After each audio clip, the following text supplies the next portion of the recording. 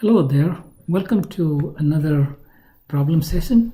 Today we are going to actually do some very elementary calculations, and when you do any physics problem that involves vectors, you end up doing a calculation, one of these steps in your full solution.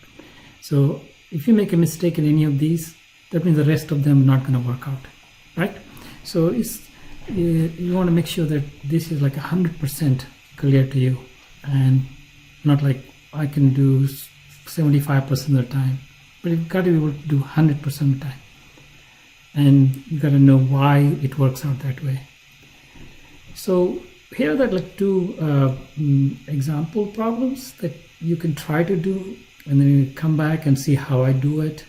All right, so here there are four force vectors and a Cartesian coordinate shown here. Now, so all these vectors are in xy plane. So this is a simple problem. So this is all vectors.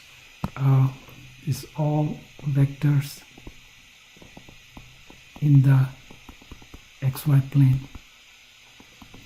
meaning any vector.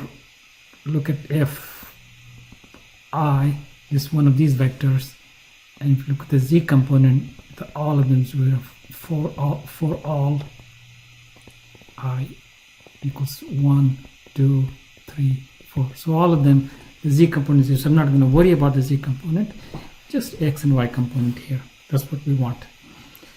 Okay. Over here is the problem where I give the components, and these guys have up to 4, they have all 0 z component. I want to get the magnitude and direction, so I can draw an arrow like that over there, right? So I can draw arrows like that for these velocity vectors. So over here, it's 5th and 6th, they are in 3-dimensional. So you can have like a latitude and longitude, or you can have a spherical angular coordinates to tell the direction for these vectors. So then you need, for these, you're going to need 2 angles. And these, you can just say 1 angle with respect to the x-axis. Like over there, this is angle with respect to x-axis, this is with respect to y-axis, y-axis pointed that way, and this is so this is with respect to the positive y-axis, and this is like a positive x-axis, and this is a negative x-axis. So this angle is not given with the x-axis, it's given with the negative x-axis, and this with respect to the positive x-axis. So angle, which indicates direction of the vector, can be given to any axis that's convenient for that problem, and from there we can get the components, right? Okay, so I give you can pause it, you can come back and look at my solution. Okay, welcome back to my solution. So let's start with this. All of them going to go pretty similar. What you do is here, although the force vector is over here and the origin is here, we kind of make the origin over there. Okay, so you make the origin there, and this is the plus x-axis, and this is the plus y-axis, and you drop a projection on these axes which are convenient for you. So they're hitting both positive x-axis and y. So this is going to be f1x, and because hitting x-axis on the positive side, it's going to be positive, and this is going to be f1y. So from this triangle, so we have a triangle here which is f1y on this side, f1x on this side, and this side is the magnitude, which is 4 Newton. So this is f without arrow, anything like that, and this is the angle theta, which is given, and this is 90 degrees. Oh, clearly from this is given and this is given, so this will be the cosine and this will be the sine. So f1x will be f cosine 30 degrees, and f1y will be f sine 30 degrees. and it's going to be positive because this is going to be positive, and this is also going to be positive based on the projection. And let's see, so you can say 4 cosine 30 degrees squared 3 over 2, and this is 4, and this is half. 4 times half, 4 times that. So this is 2 square root of 3, and this is just a 2. And this is going to be, because this is Newton, this is Newton, and this is Newton. So this is Newton, and this is Newton. So that's the answer for this part. Let's do that second one. So here, I'm going to do the same way. So this is the positive y-axis, but the force is in the second quadrant, so we are going to do negative x-axis. So when I project here, this f2x will be less than 0. It's because hitting the negative x-axis. When I project on this, it's hitting the positive y-axis. So base will be called O. Again, O is here, but I can translate it over there. And so this f2y will be positive. So this will be positive, but this will be negative. So using this triangle here, you can see I have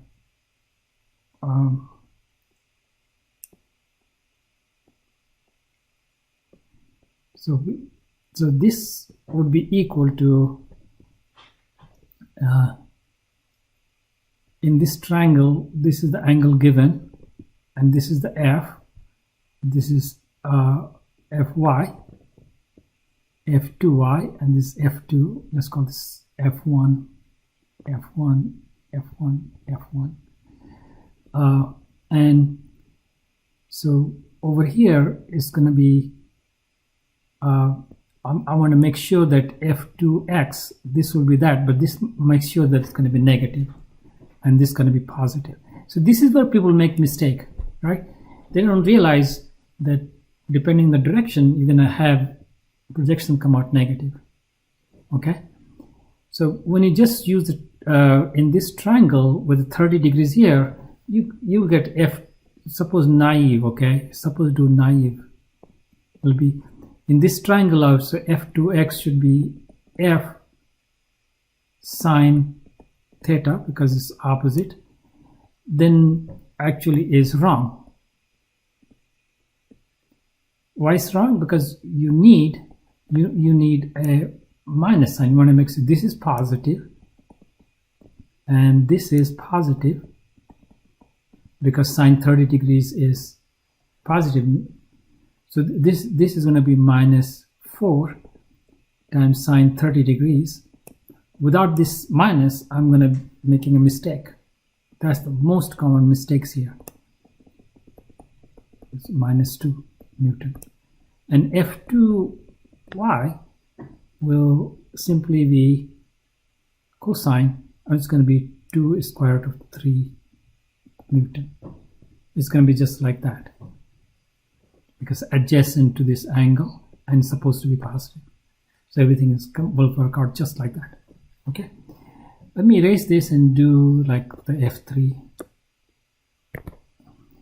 So doing this, I'm going to redraw it here. So this negative x-axis, and this is the y-axis, is positive y, and this is negative y. So and this is the angle that's given. So when I project on the x-axis, it's f3x. I'm going to make sure this negative. When project on the y-axis, this is the y-axis, it hits the negative y-axis. So this is going to be f3y, also going to be negative. So, and this is theta. So when I work out this triangle, I want to make sure that these signs are fine. So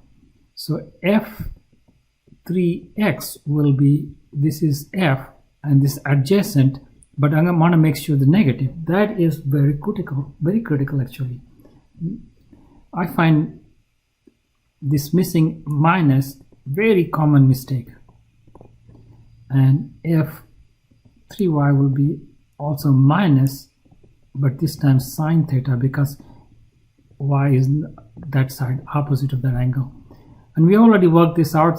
These numbers are chosen, so cosine became minus 2 square root of 3 Newton, and this is minus 2 Newton. So if you work this one out, I can already see that f4x will be positive, and it's going to be in the cosine, so 2 square root of 3 Newton, and f4y will be negative, and it's going to be minus 2 Newton. Okay, I hope you practice this. If you got it wrong, you can go and try to redo that, or watch how I did the calculation, what I said. You got to draw this out and make sure where the projection lies. That is the critical part. You see, the main thing is to draw projections. Projection to the axis, and notice whether it hits positive side or the negative side. This is a very critical step. If you don't do that step, then you run into actual danger of making the sign error. And once you make the sign error and use that in future further calculations, all the further calculations will carry you those sign errors and give you completely misleading answers. Okay, so make sure that these steps are absolutely clear to you, and you take time when you're doing these steps. You don't want to make mistake at this very initial steps of any problem. Okay, so I'm going to do 2 now. Okay, so erase and then come back and do 2 now. Okay, now this one is a completely reverse problem. We're given the components now, and we are supposed to find magnitude and direction. So what's the trick here, and how can I go right or wrong? Turns out that this is a different kind of trickery where you can go wrong. And let me just illustrate in the first line. So the step 1 is to not jump into just the calculation of using formulas. It's always a good idea to just draw and get a sense of what quadrant. If these are all two-dimensional, these guys. In two-dimensional, you have just one angle you need. So for there, you need to figure out what quadrant is going to be. So if it's an XY plane, so it's just very easy to draw XY plane. This is X and this is Y, So we can draw this guy 1, 2, 3, and 1, 2, 3, 4. So it's over here. So this vector is that way. So this v1 vector is that way. So this was 3 meter per second, and this side is 4 meter per second. So although we label x and y, this is basically vx and vy. That's what I'm plotting in the coordinates, right? So coordinates are labeled with velocities. They're same xy directions at the regular xy axis, but I'm plotting v's along the axis instead of just distances x. All right, so that's one thing there. It's not so critical, but it's important. So that was so that's the projection here, and so you can see that's this side is 4 meter per second, and this distance is 3 meter per second. And so if I want this angle and this side, I want this will be the magnitude, and that because of Pythagorean theorem, you can suppress the units when you're doing this calculation. So this is going to be 5, and then you can put the unit back in. So suppress units, then put it back at the end. That's my strategy. And some people, you see a lot of books will do square root of 3 meter per second square plus 4 meter per second square, and because meter per second is square, then they will do the square root of 9 meter square per second square plus 16 meter square plus second square, and then it's going to be square root of 9 plus 16 meter square per second square, and this will come out of the square root, and this will become square root of 25 meter per second, 5 meter per second. This is so silly, okay? This whole thing is so silly. Just do this, suppress units during the calculations, and put back in. It looks like a very weird calculation. There's no meter per second here. Suddenly this appeared, but that's pretty acceptable. I would recommend just doing that. Okay, so now this angle will be this angle to be used for indicating direction.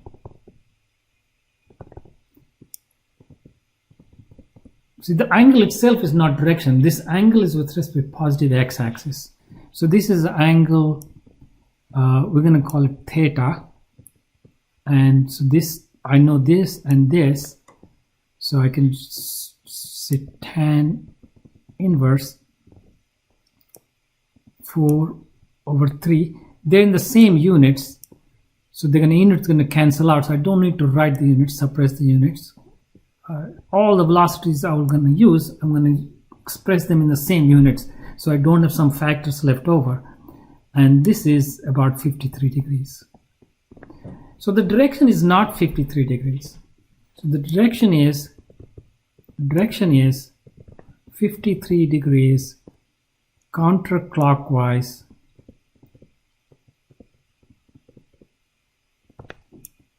with respect to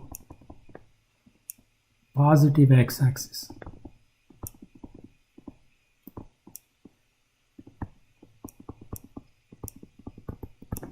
So that's the direction.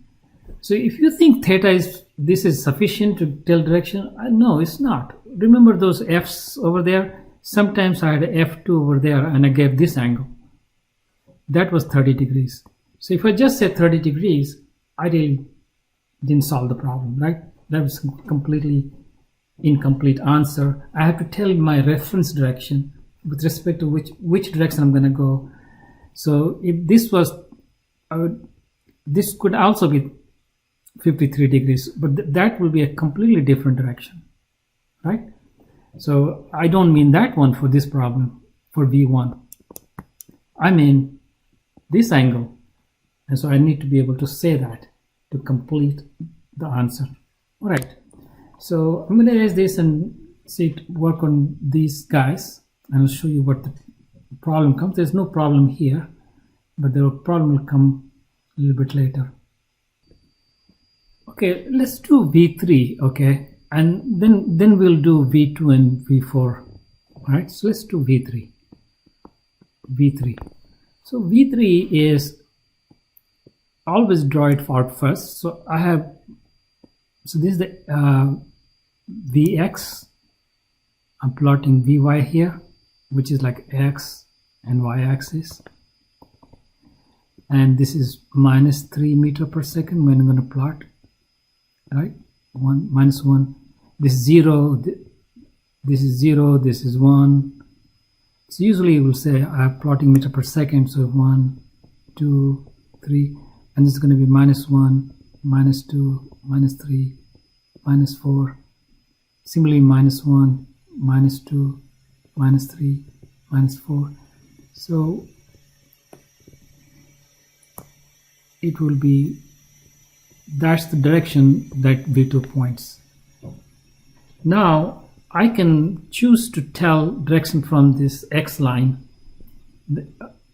So if we look at the numbers, this would be, again, the magnitude will be 5 meter per second, just like all of these numbers the same way. So from this triangle, you can, this is -4 and this is -3. Okay, so if you find this angle theta in this right angle triangle, theta is arctangent minus -4 or -3, and you can see that this is cancel out, and so this is 53 degrees again. Okay, it's not a -53, it's a 53 degrees. So earlier we got for V1 I got a 53 degrees, 53 degrees over there, right? That was also 53 degrees, 53 degrees. But this was pointed that way, and now this guy's pointed that way, and this 53 degrees. Of course, this 53 degrees is telling completely different direction. So we will say direction here. We'll say it's in the third quadrant. So this is 53 degrees, and I'm going counterclockwise with respect to negative, this negative x-axis direction, and this one was 53 degrees counterclockwise with respect to positive x-axis direction. So there, if you just use an arctangent formula, you get the same answer for both of these, but they're not the same direction. So this, you got to be very careful when using arctangent. Okay, you have to know which quadrant you are in, which way it's facing, and you have to be. That's where a lot of people make mistake. Okay, and be aware of that. Okay, so now we can do V2 and V4, and when you work out V2 is same as V4 magnitude wise, which is 5 meters per second. But if you do an angle theta using V2y over V2x, actually also equal to arctangent inverse V4y over V4x. So if you just use the formula, it comes up, but they're not the same direction. And that's again is, this time is actually -53 degrees. So let's draw them out and to know the difference. Again, this is the positive x, positive y, negative x, negative y. So this one is -3 over here and plus -3 plus 4. So it's along this line. So let me use a different color. This is V2, and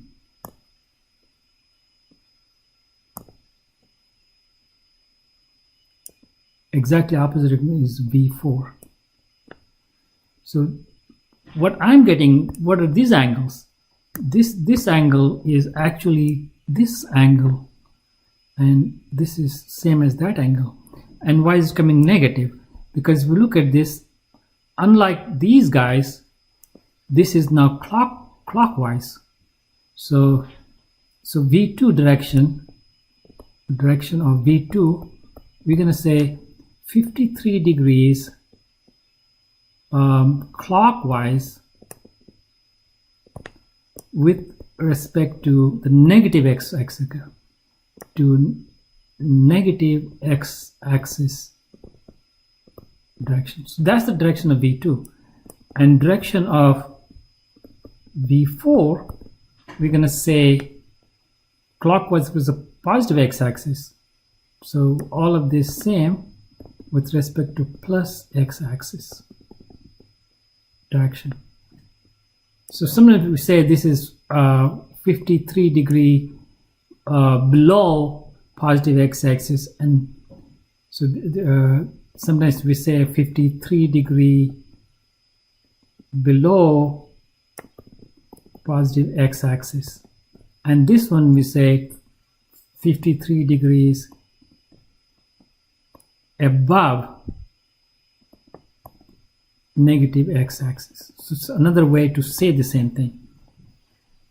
Okay, and so going back to that, this guy will be